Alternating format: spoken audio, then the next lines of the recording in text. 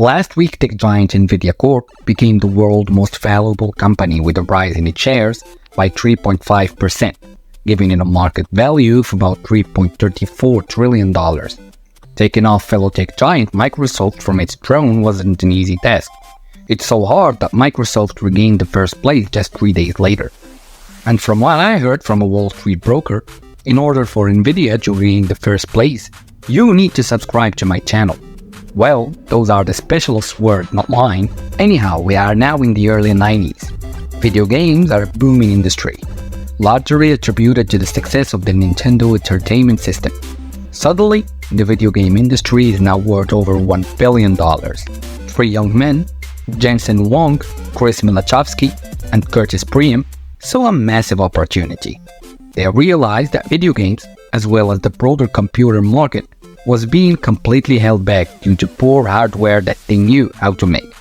Therefore, on April 5, 1993, the software and semiconductor giant Nvidia was founded. While the Nvidia founders had nothing but ideas at this point, they were incredibly knowledgeable. Jensen Huang had a master's in electrical engineering from Stanford, and he had also worked at one of Nvidia's biggest rivals, AMD. The other co-founders, Chris and Curtis, had similar impressive backgrounds, and together, the three of them knew that they had what it takes to disrupt and take over the graphics market. With only $40,000 in the bank, they sought investment from venture capitalist firms.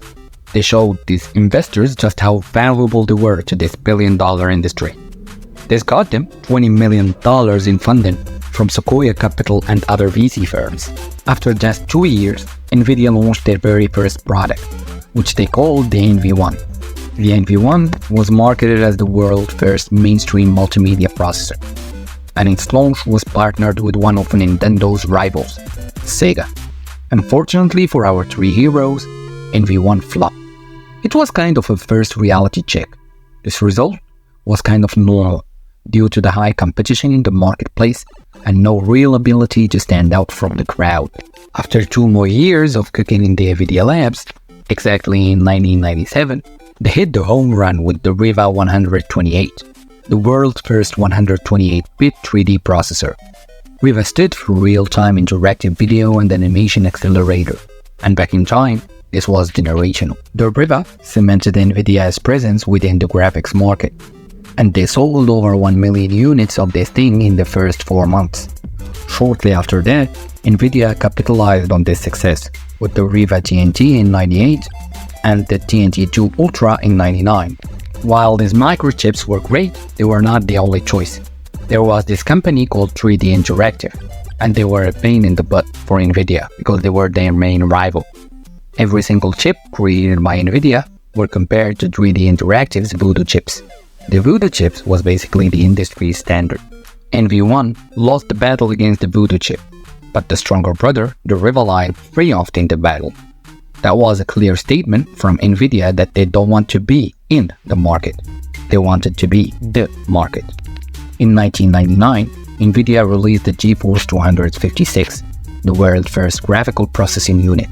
The GPU and Nvidia coined this device as the world's first single-chip processor, with integrated transform lightning and rendering engines, and it was capable of producing a minimum of 10 million polygons per second. This was the ultimate knockout. The GeForce 256 immediately became the go-to graphics card. It was being put in millions of devices worldwide. And Nvidia made the GeForce line bitter and bitter with every product irritation. 3DFX took the L, and they knew that they can do nothing about it. On November 15, 2001, Nvidia partnered with Microsoft to launch their very first console, the original Xbox. With the demand of Nvidia's products skyrocketing, they made over $1 billion in 2001, and they nearly doubled it to $2 billion in 2002. At this point, we think that Nvidia reached the peak of the mountain, and they can't go any further. But something in the early 2000s became trendy. Something we use nowadays basically every single minute. The internet. Google, Microsoft, and Amazon were spending billions of dollars to make server farms that could store and retrieve information from their services. While at first, these systems didn't need too much graphical processing, meaning there wasn't that much need of a GPU, The 2010s changed that. Around 2013, something was becoming weirdly valuable, and I'm sure you've heard of it due to ChatGPT, artificial intelligence. Every company was predicted to die unless it leveraged AI. Businesses was running against time to figure out how to do this fast. Some would use AWS and others would buy their own hardware. But no matter what anyone did, it always pointed back to just one company. AI relies on something called machine learning, which is very math. AI calculations generally boil down to simple linear algebra. You know what else is linear algebra? Video games. More precisely, computer graphics. Nvidia was the #1 winner of the AI fever. The demand for their cards skyrocketed beyond imagination. Nearly every company needed to train AI models extensively using their GPUs. Whether companies bought their own machines or leveraged them over the cloud, Nvidia rode the wave and eventually multiplied their 2002 revenue 14 times to over $28 billion. Nvidia redefined the art of GPUs in desktops, laptops, server farms, and even cars. While Nvidia is considered unmatched, they do have competitors in their space, with AMD actually having the chip in the next-gen consoles. Nvidia has the chip of one of Nintendo's best-selling consoles, the Switch. Nowadays, Nvidia is heavily involved in basically every artificial intelligence research, and the software they create continues to change our daily life. As usual, you know the drill. If you enjoyed the video, like, subscribe, and turn on the notification bell. Till the next one, peace.